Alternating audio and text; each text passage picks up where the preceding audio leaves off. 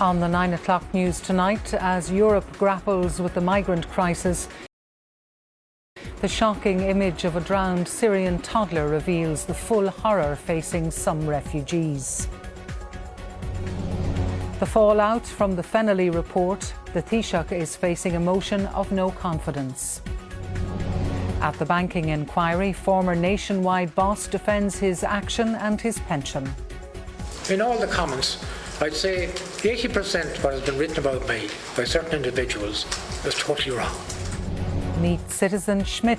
The Irish rugby coach will now be travelling to the World Cup on an Irish passport. I think it's fantastic to be able to head across the water and do it, leading an Irish team, being part of an Irish group on an Irish passport.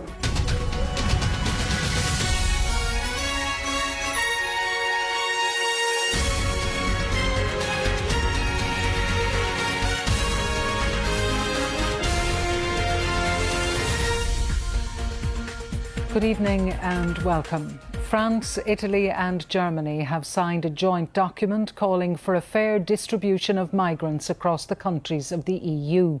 As the numbers entering Europe continue to increase, 12 more people lost their lives today, including a little boy whose image has sparked worldwide reaction.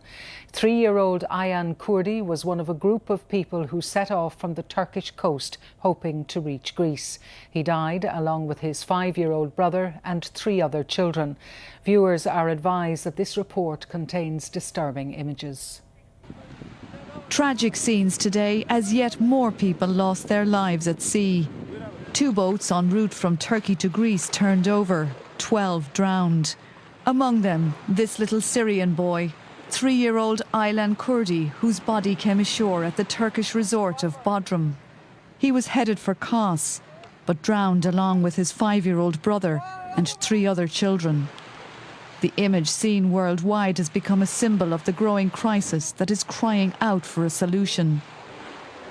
Today alone, 4,000 people arrived in Greece, 23,000 in the last week. This evening, France, Italy and Germany signed a document calling for a fair distribution of migrants across the EU. Swiss authorities are making accommodations available. These migrants have found a place in Oslo. I hope a beautiful life in Norway with my family. Protests continue at Budapest's main railway station against the decision to block migrants from boarding trains to Austria. Most want to go to Germany, spurred on by a comment by Angela Merkel that Syrians would be processed for asylum. Germany has begun processing 3,500 a day. There's a crisis at hand which exceeds all our expectations. Europe as a whole, all European states, have a strong humanitarian tradition, and it's our obligation to live up to this crisis and help. Tonight, the UN is working on a draft resolution on the migrant crisis. But as the talking goes on, hundreds more are on their way to Hungary. As they wind their way westward, it's reported Italy may be next to impose border controls. Carol Coleman, RTE News. Here, both Fianna Fáil and Sinn Féin have said they will table motions of no confidence in the Taoiseach following the publication of the Fennelly report. The interim report found that Enda Kenny did not intentionally put pressure on the then Garda Commissioner Martin Callanan to retire, but opposition TDs say his position is untenable.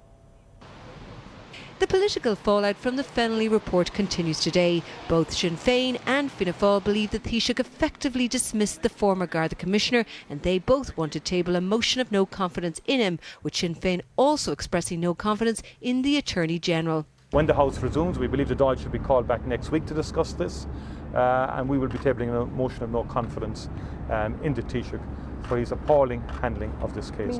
We have this afternoon lodged no confidence motion in both on Taoiseach and the Attorney General. That has been received by government. Most of the opposition now is looking for the Dáil to be recalled early. It's not good enough and it's not right. That what we're getting versions of events through the media. We're public representatives. We're here to hold, as members of the opposition, to hold the government to account. We can't do that unless the Dáil is recalled. But ministers in both government parties are standing by the Taoiseach and the Fennelly report's findings that it was Martin Callinan's own decision to go. What is very clear from the Fennelly Commission is the actual findings. And the findings say that the Taoiseach's intention was not to force the Commissioner to resign. And the finding also makes out and says that in the meeting that was held on that evening, the meeting was not held for that purpose. And the central charge up to today was that the Taoiseach unlawfully sacked the Garda Commissioner. Now, Mr Justice Fennelly has said that's not true. That not only was the Garda Commissioner not sacked by the Taoiseach, in fact, he accepted that it wasn't the Taoiseach's intention to put pressure on him to resign. Fianna Fáil and Sinn Féin have both said they will table a motion of no confidence in the Taoiseach. However, Fianna Fáil has the first private members' motion slot in the Dáil when it returns and will have first option on the issue. This is likely to be countered, though, by a motion of confidence in the Taoiseach. Martina Fitzgerald, RTÉ News, Leinster House. It has emerged that the former Secretary-General of the Department of Justice was extremely unhappy and told the Taoiseach it was wrong to call to the former Commissioner's home late the night before Martin Callinan retired. The Fennelly Commission report also says that both Brian Purcell and then Minister Alan Shatter suggested making a phone call, but this was rejected. This controversy began when it emerged that telephone calls were being recorded in Garda stations all over the country, most notably here at Bandon, which became an issue in the case of Ian Bailey. The Garda Commissioner acted and then informed the Minister by letter on the 10th of March 2014. So how come he retired suddenly over the issue 2 weeks later? There were 3 key meetings. The first was at Government Buildings on Sunday the 23rd of March last year at 6 p.m, between the Taoiseach, the Attorney-General, Maura Whelan, and Secretary-General of the Government, Martin Fraser.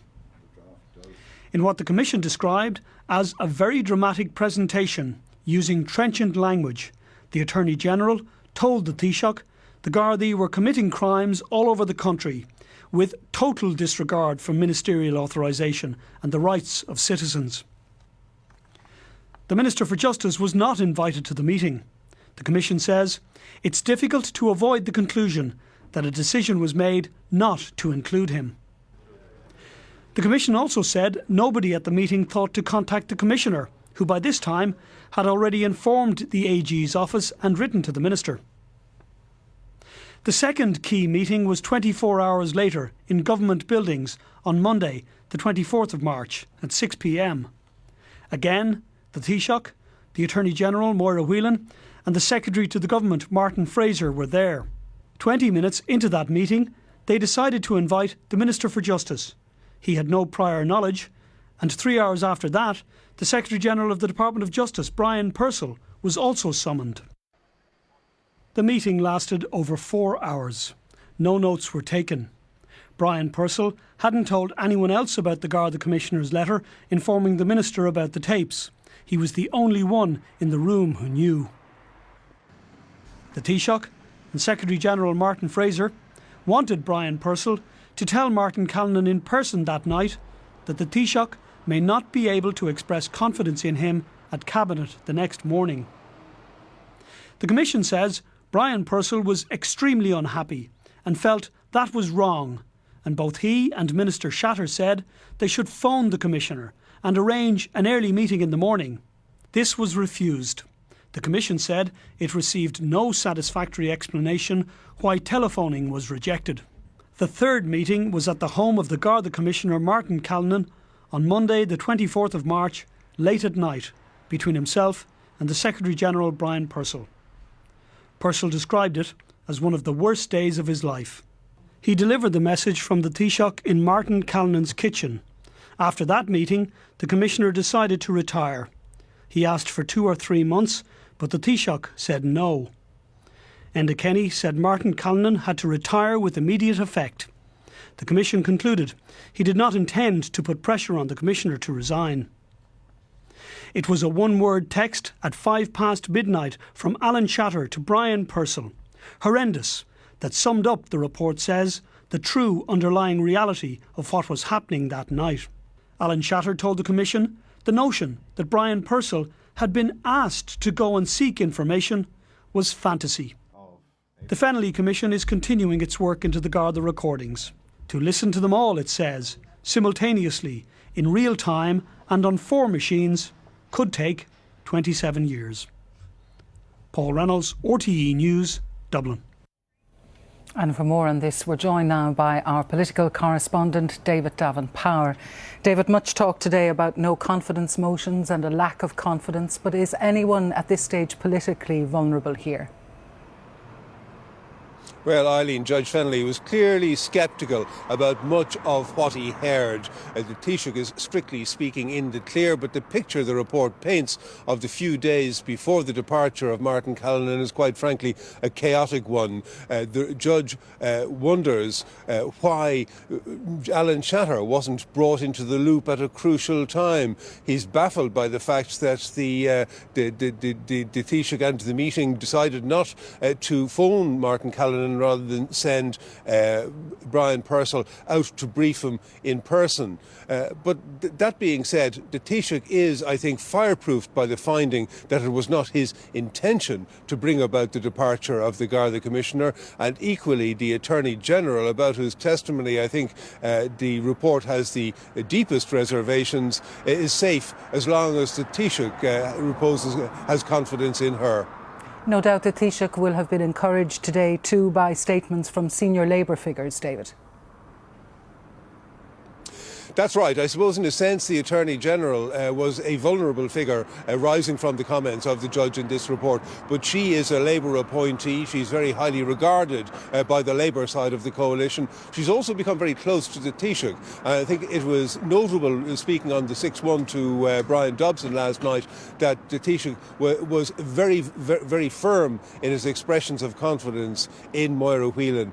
Now, she may be feeling vulnerable and under pressure after this report, but I think politically speaking she remains fairly safe. OK, David Davin-Power, thank you. Aisling Brady McCarthy, the nanny who was wrongly accused of murdering a baby girl in her care in Massachusetts in 2013, has arrived back in Ireland. Ms Brady McCarthy arrived at Shannon Airport just after 6 o'clock this morning. She was deported because she'd been in the US without a visa. The murder charged against her was dropped this week after a medical examiner ruled that the 1-year-old child in her care died from undetermined injuries. And there we take a break, but still to come on the 9 o'clock news. New research reveals that 15 billion trees are being lost each year to deforestation and other causes. And bundles of joy for Roscommon sisters who all give birth on the same day.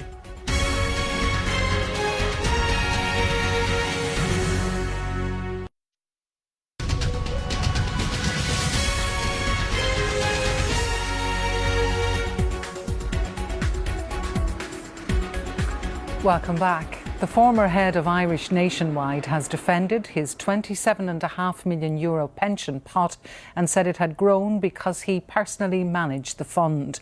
Michael Fingleton also told the Banking Inquiry he didn't agree with the findings of several critical reports on the Building Society, including a recent central bank probe which found over 1,000 breaches.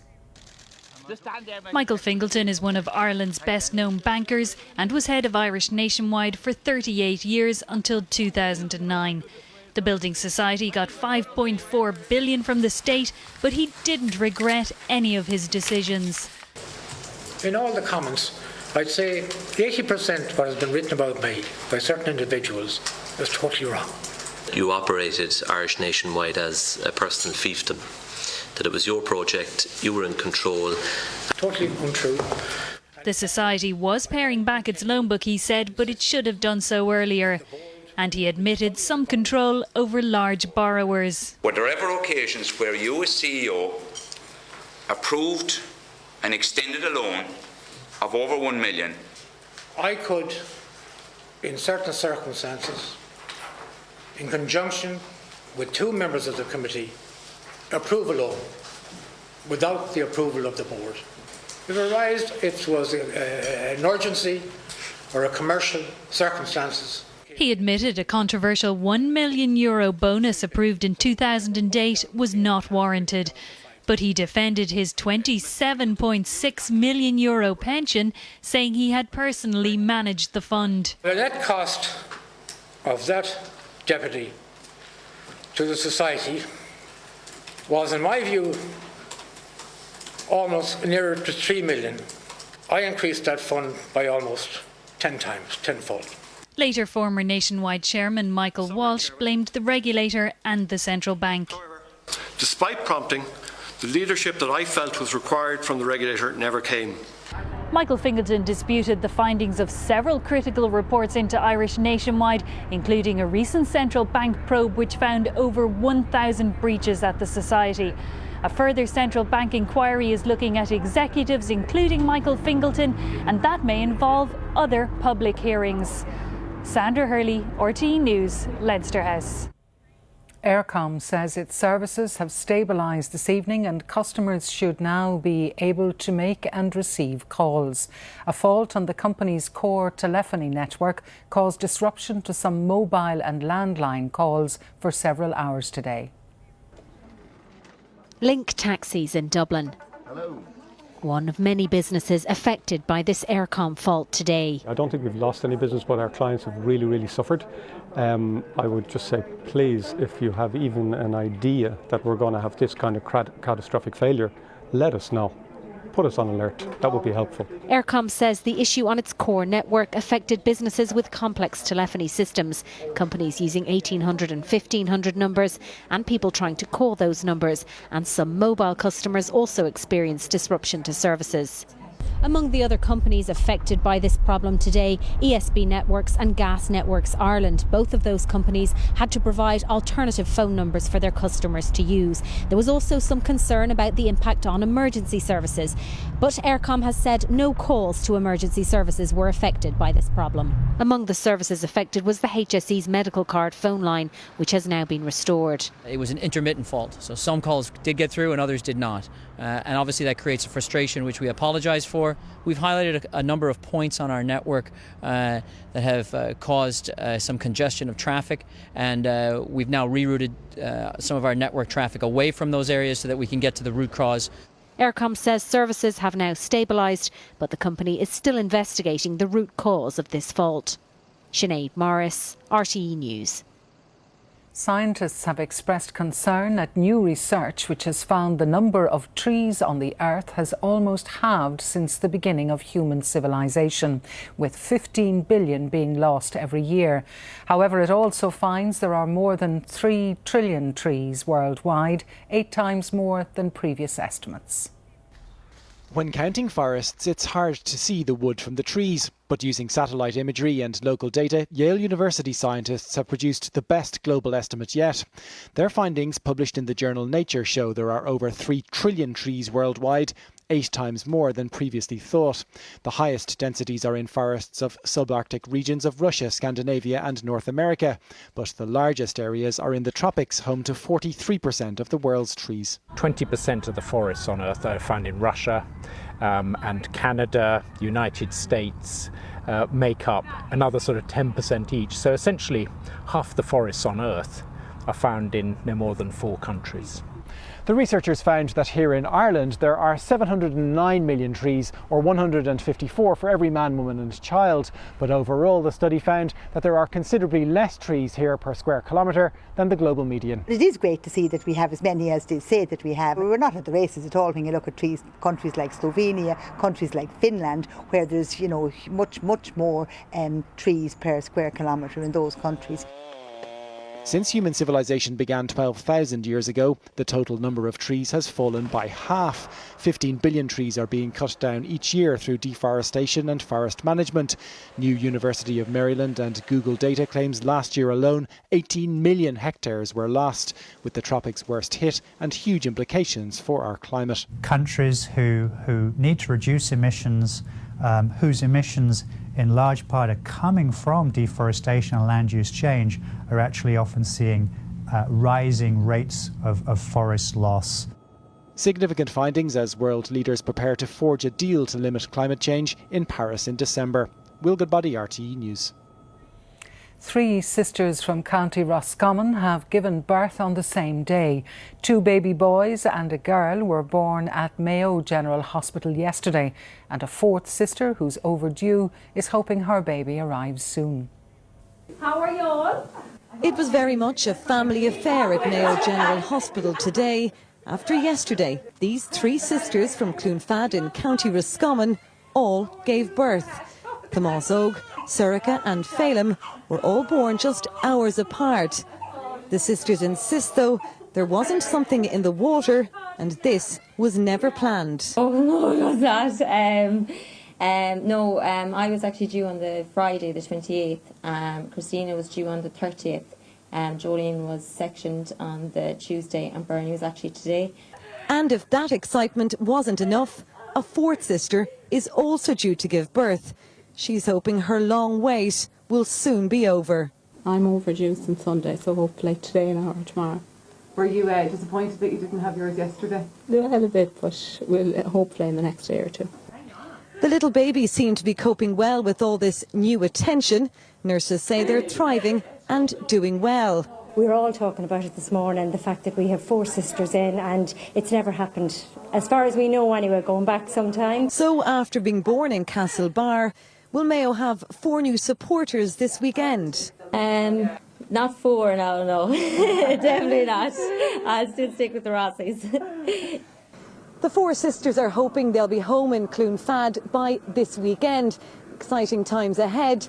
These babies, just 1 day old, are already creating quite a stir. Sinead Hussey, RTE News at Mayo General Hospital. A trio of Irish rugby champions were granted citizenship at a ceremony in Dublin this afternoon. Ireland coach Joe Schmidt, Leinster star Richard Strauss and manager Ollie Hodges are among Ireland's newest citizens. Born in New Zealand, but as of today, certified Irish. Ireland rugby coach Joe Schmidt was accompanied by Australian-born IRFU manager Ollie Hodges and South African export and Irish hooker Richard Strauss at this special Irish citizenship ceremony. Bring with you your songs, your music, your stories, and above all, your rugby skills. With this weekend's match against England and the World Cup just 2.5 weeks away, this ceremony was made even more meaningful. I think it's fantastic to be able to head across the water and do it, leading an Irish team, being part of an Irish group on an Irish passport. But even before he signed his name on his new citizenship document, the rugby coach said he felt pretty Irish already.